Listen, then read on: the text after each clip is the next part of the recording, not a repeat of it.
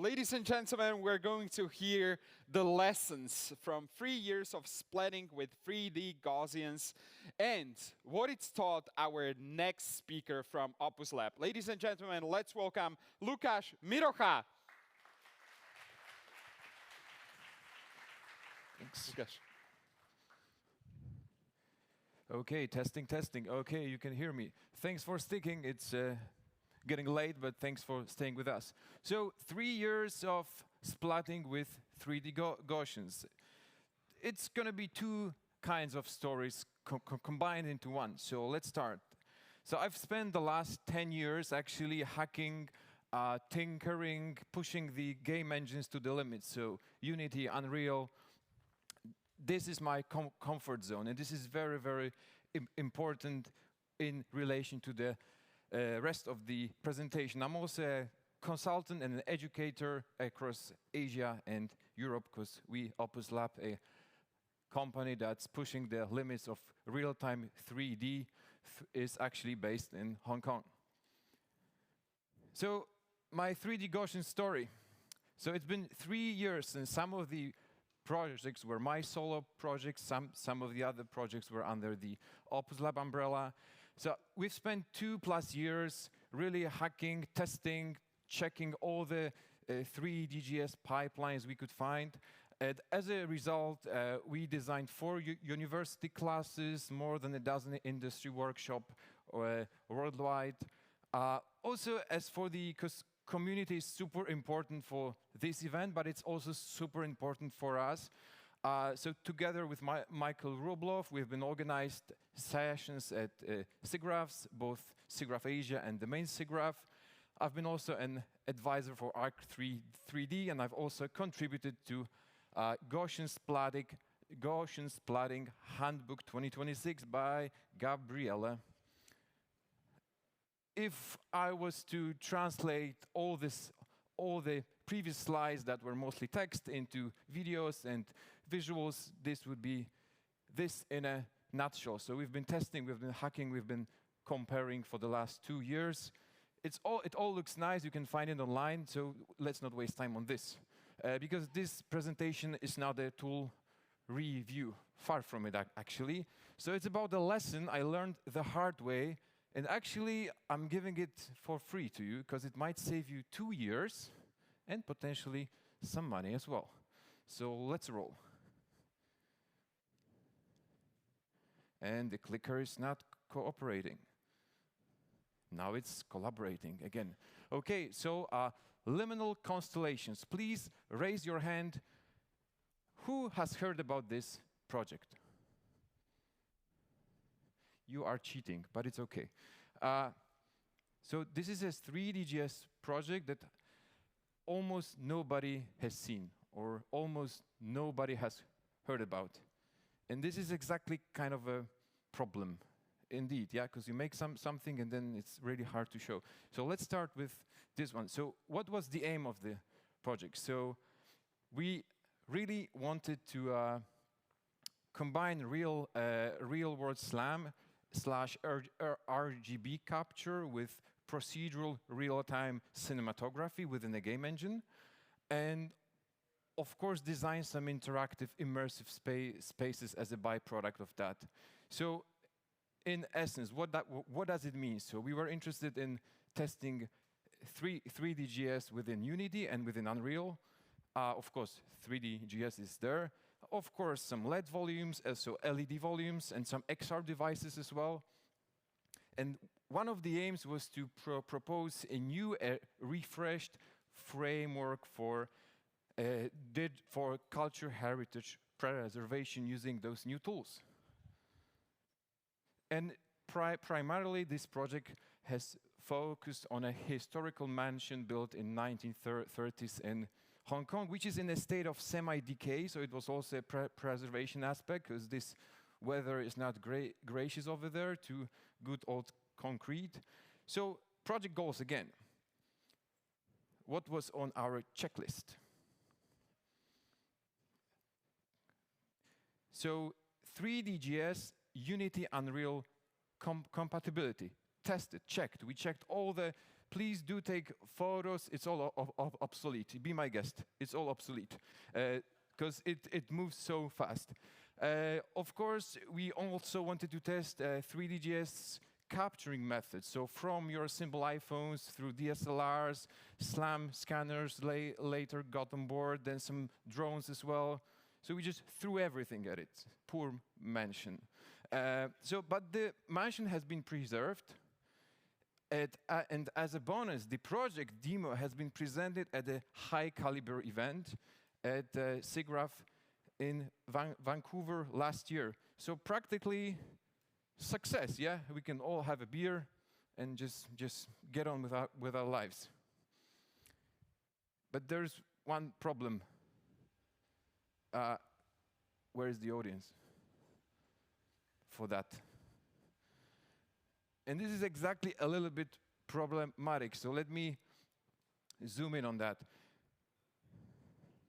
So a link, no problem. Just bring your workstation, preferably 48 gigabytes of VRAM if you can. You can also throw in a spare LED volume if you have one in your bedroom, of course. It's all fine. Then you can see it. Then you can watch it, and then you can enjoy it.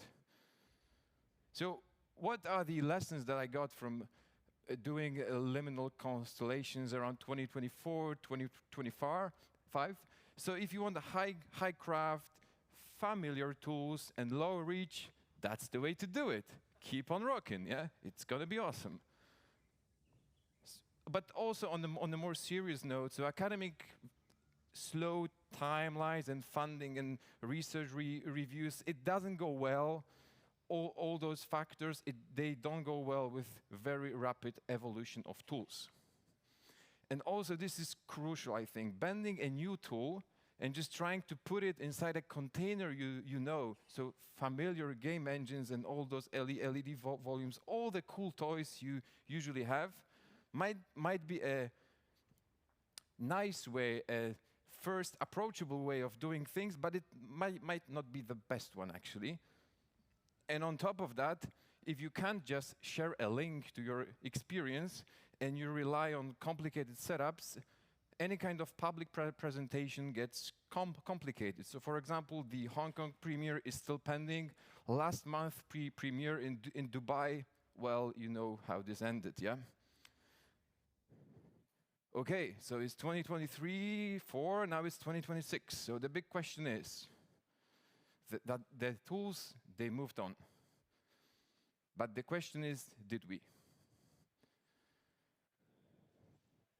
So if we look at a 3D, not even 3D-GS, but at the 3D landscape as such, we see a very interesting convergence happening. So the real-life captures, they're starting to converge with synthetically generated 3D data. So from one side, we have all those real-world captures that you guys are mostly interested here.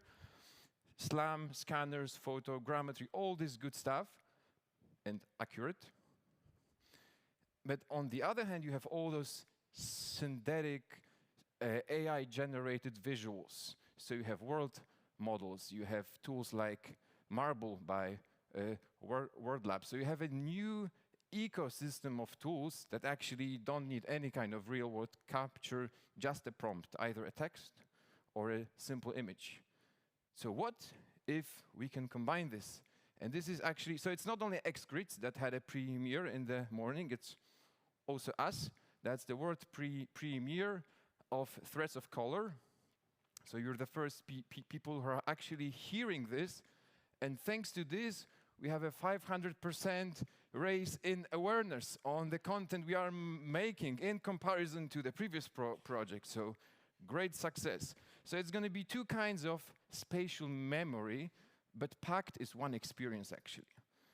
So it's going to be a spatial exploration of urban areas in downtown Hong Kong, very, very dense city grid. You cannot imagine. And it's all going to be powered by 3DGS.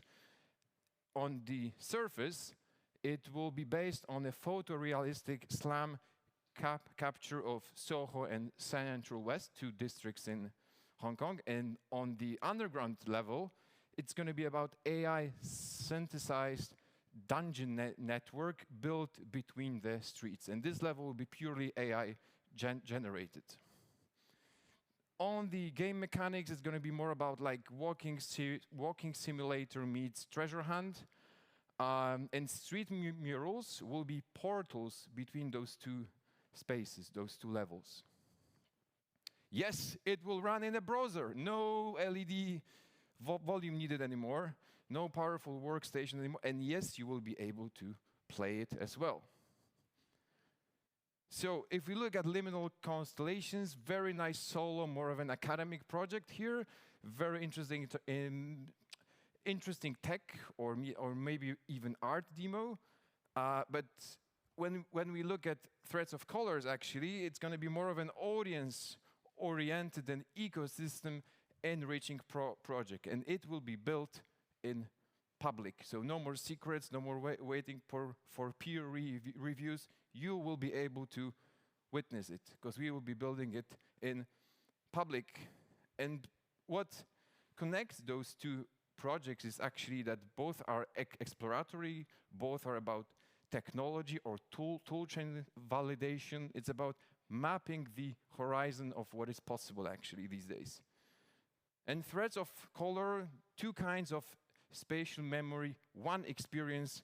Let me introduce the project partners here. So of course it will be developed by us, by Opus Lab. But the strategic funding partner will be Viveverse. It's an HTC division. And they will provide all the content hosting, user access, of course, and some development support as well, because it will have to run in a browser. Yeah, we've seen that logo many times today, but never enough.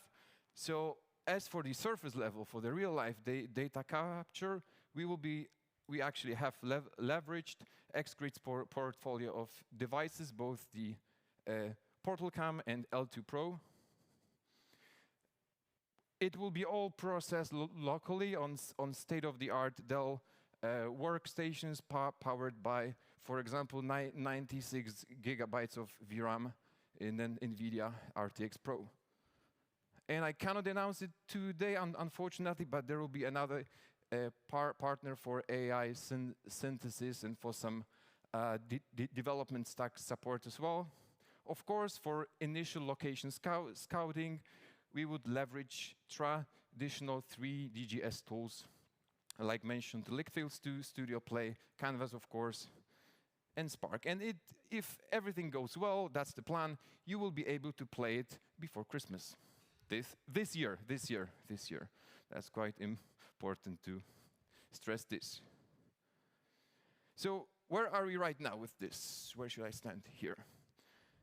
So the SLAM-based 3D capture and processing was actually taking place Q1 of 2026. So what was captured? Actually, a dense city-grid capture was performed with the L2. It's a little bit more than 1 square kilometer. A mid-size object, so the set murals, more than 15 murals were captured with the PortalCam, because we were after the highest fidelity possible that can come from a SLAM scanner.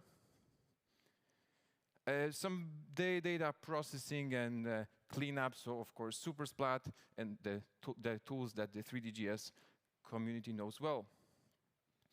And surface level was blocked for reference, so that's the animation that you just saw. So 3 years of splatting with 3D Gaussians, 3 years and 3 lessons. Don't cling to a tool just because it's a familiar tool. Try to future-proof your tool chain, try to explore beyond it.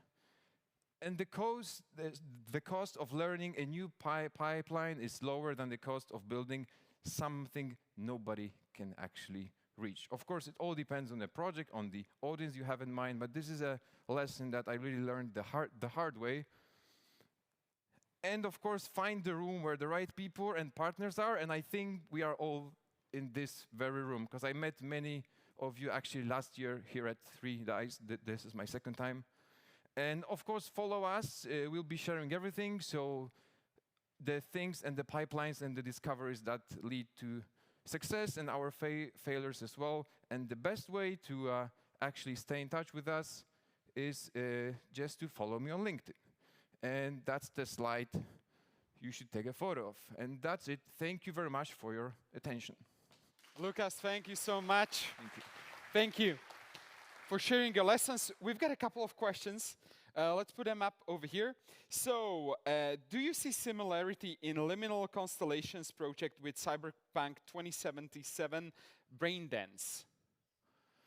So there is a general problem with cyberpunk vibes and Hong Kong, because it's actually when it rains a little bit, there's high humidity, so we actually live in cyberpunk already. When you have all those neons and the mist and the chaos on the streets and everything, so the similarities are deeply embedded in my mind, so I cannot escape it. We live in a cyberpunk world. Thank you. One more question. What is the biggest pain point for creating 3D Gaussian splats today for you? I guess it really depends whether you want to go the cloud processing way or the local way. This is the biggest question, the biggest answer you have to find. And if you go the local way, of course, there's lots of optimizations, there's lots of new compression tools that are available. So actually local compression got much easier, and you don't have to stick to the cloud processing. That would be my main concern. Thank you so much. Let's give it up for Lukasz one more time. Yes, thank you.